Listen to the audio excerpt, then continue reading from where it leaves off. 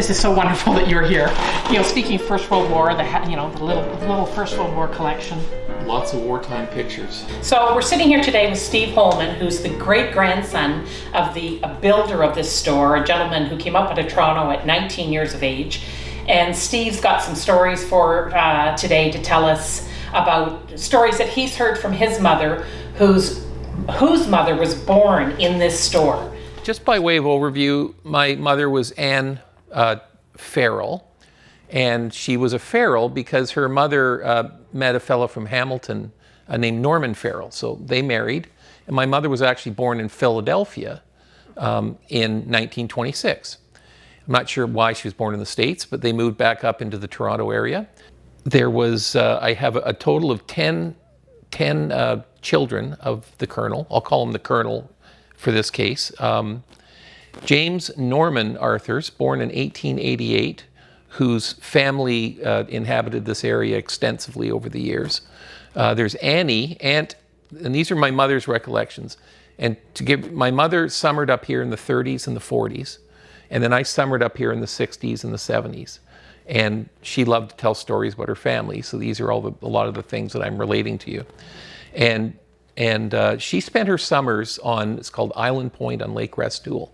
And Island Point is where the Colonel built a rambling lodge-style cottage in the late 1880s.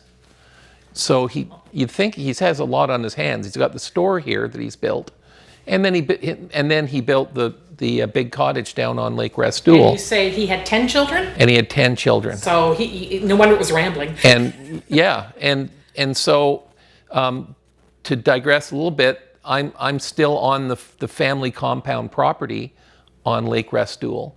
It's the first water access cottage after the end of the road. Okay. And so has it been in your family right from the 1880s? No, it was in his. He owned it from the 1880s onward.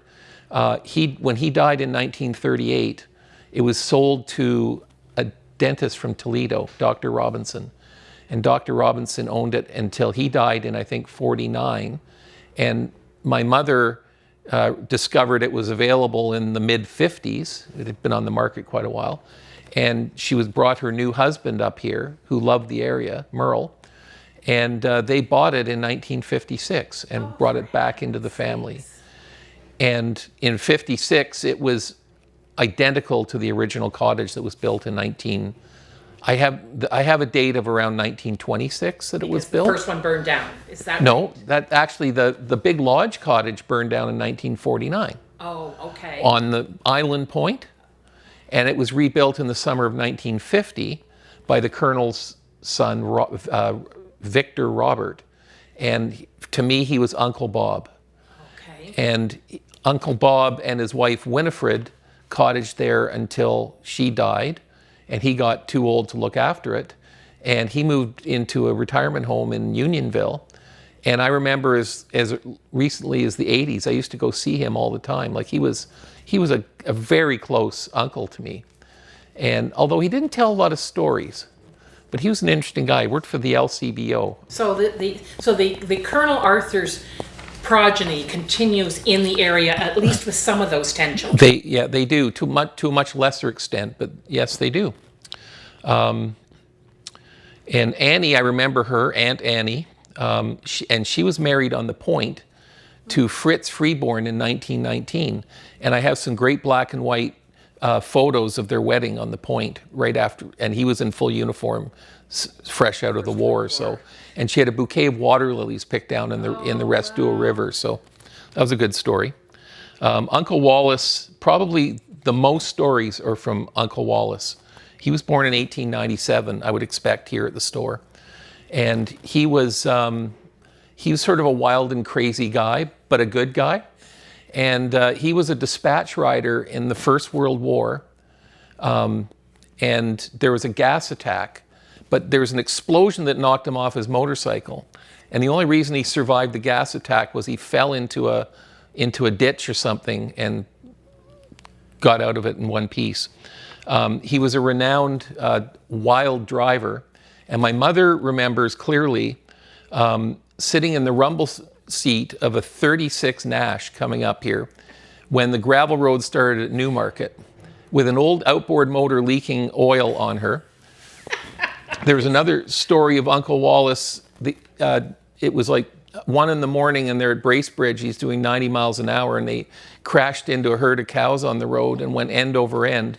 The only injury was my grandmother, who had some battery acid drip on her leg. And these cars were such tanks, they turned it back on its wheels and drove it into Bracebridge for repairs. That's my mother's story. I'm sticking to that. And then there was another story of Uncle Wallace back in the, my mother's family had a tough time in the Depression. And there was a Christmas in which there was no tree and there was no presents and everybody was very sad. And Uncle Wallace won $100 in a poker game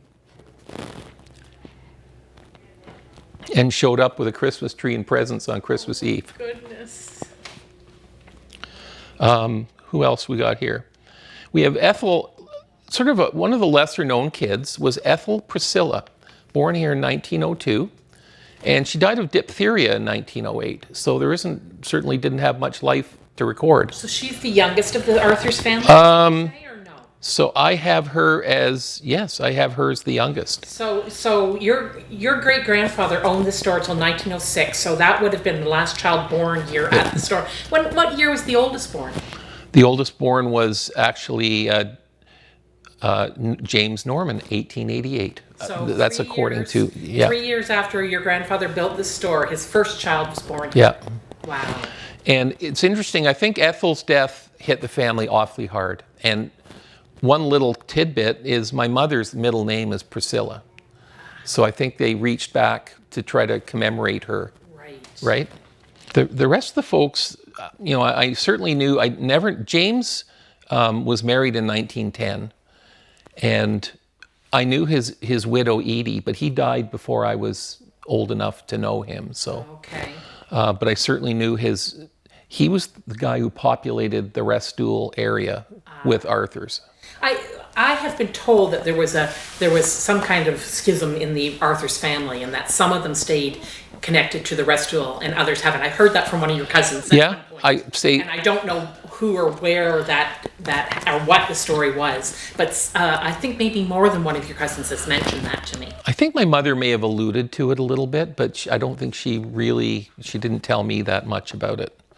So the cottage on the point obviously was filled with kids and grandkids, and they had a boathouse you could dive off the roof of, and they ran old cedar strip boats, and we still actually have my grandmother's outboard motor. It's a 3.5 horse Johnson, and you can hear it. I've heard it running as recently as 5 years ago. Doesn't run very long, but you can imagine what it looks like. In fact, I should probably bring it in. It'd be great. It's a museum piece now, so. Right. And there's a combustion chamber on either side, and there's frost plugs, they call them. They came out, and someone welded pennies into the side of the combustion chambers. Hey, you did what you did to make it work, right? It didn't matter whether it was supposed to be there. Yeah. And some other things my mother remembered were back in the 40s, in the war, there was a lot of flight training out of North Bay. And she and her cousins were all kind of teenagers, and they would wave to the pilots as they flew over. And I don't know if this is true. She said one of them wrote a note tied around a rock and tried to drop it on the beach as he flew over in his Harvard. So I think the war affected the family quite a bit. First war, I don't know if there was any casualties within the family in the First World War, but there certainly was in the Second World War, some interesting ones. So James Norman had 5 kids. And Kenneth was a pilot. He flew a Harvard, and he was killed in 1941 over Holland. Oh, wow. And I think Ralph was in the infantry, and he died in 1944 in France. So there was a couple of... I wonder how hard hit that Nipissing 1st Regiment was in the First World War from this area. I don't know. We must be able to see those statistics somewhere. And certainly in the Second World War, absolutely, this area was for a very rural area, was well represented in both those wars. One thing, my grandfather, this is going outside of the family, but Norman Farrell, so my mom's father, he flew biplanes in the First World War as a fighter pilot. And there's a picture of him standing in a park in France with his crashed plane behind him and a bandage on his nose. And he was shot down over Paris, and he successfully crash landed, and the ladies gave him a cup of tea after he climbed out of the wreckage and put a bandage on his nose. And took his photo. And took his photo. We have that photo. It's a good one. That's great. And how long in the Restoule compound? Yes. How long did the original James Arthurs and his wife continue to come here? Do you know? Do you know when they stopped using Lake Restoule? So, I think he used it up well into the 30s, after he became a senator. So, and one interesting story, because he owned the sawmill, it made it easy to create the lumber for these cottages. Right. You imagine building a 1,400 square foot cottage, two-story cottage with hammers and nails. Like, it's crazy. Wow. But we did some renos, and we pulled off the old, it was original beaver board. So it's drywall from the 1920s. That's called beaver board. And it's called beaver board. And whatever you do, don't burn it in your fire pit, because it creates terrible gas. It's flimsy drywall. Okay. And he had done the entire inside of the cottage in English Tudor, so there was all this wood trim everywhere. Yes. And so we started pulling off the beaver board, and we were going to put some paneling down. And we found that he had stuffed copies of his Parliamentarian, which was his weekly or monthly briefing notes from Parliament, into all these nooks and crannies. Wow. And where did they go? Where did those papers go? Well, they were not in good condition, and they'd gotten moldy, so we actually discarded them. Okay. And when we pulled up the original linoleum, we found copies of the Globe and Mail from August and September 1929, which was really interesting. Oh, that is interesting. And so I don't have the exact date that he built our cottage, and in fact it was Uncle Bob that did most of the building, since the Colonel at that time was getting on in years. I see, okay. And so Uncle Bob, with numerous others, actually did the building. So the big cottage I mentioned burned in 1949, and just all my mother's stories of being there for the summer in the 30s and the 40s. And did your mother know, like, the history? Did she know this store was built by your grandfather and that kind of stuff? Do you remember? Yeah, I'm sure she did, but it was never her focus. So she came on the scene, obviously, in 1926. Right. He hadn't owned the store in 20 years. Exactly. So, and I guess that it was too recent to make it interesting history, maybe, right? I guess so. And so the family took on zigzagged in the history away from the store and into other ventures, including the house in Powassan and the store that burned down in Powassan. Right. And his political career. And apparently your great-grandfather built this because the predictions were there were going to be millions of residents in this area when the railway followed that Rosso-Nipissing Road, which of course it never did. There was supposed to be a railway station.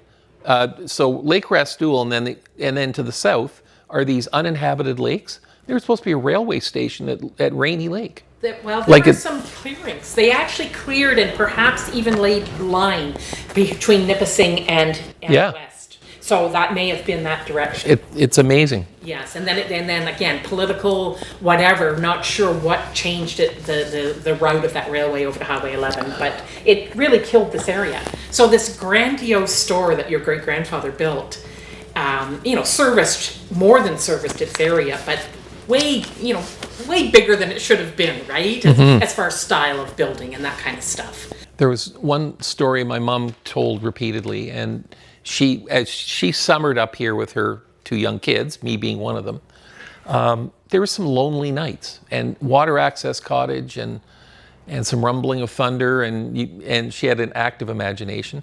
And one night she was feeling particularly uncomfortable, didn't know why.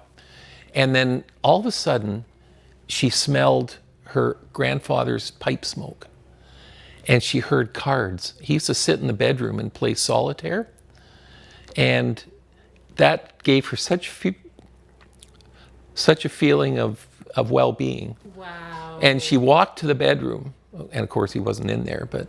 Wow. So a genuine ghost story from your mother, right? But a very positive... She liked her ghost stories. Well, it's interesting because a couple of people have talked about ghost stories in this store, and there's no confirming a ghost story, right? But more than one person has mentioned that they know there's a ghost in this building. Whether it's one of the Arthurs, I don't know. Do you feel connected to the history of the area? I do very much, and just the linkage between the place I know best, which is Restoule, is every board in my old cottage was milled and cut down right in this area here. So, and I love going through the museum to look at some of the things they did, and yeah, absolutely.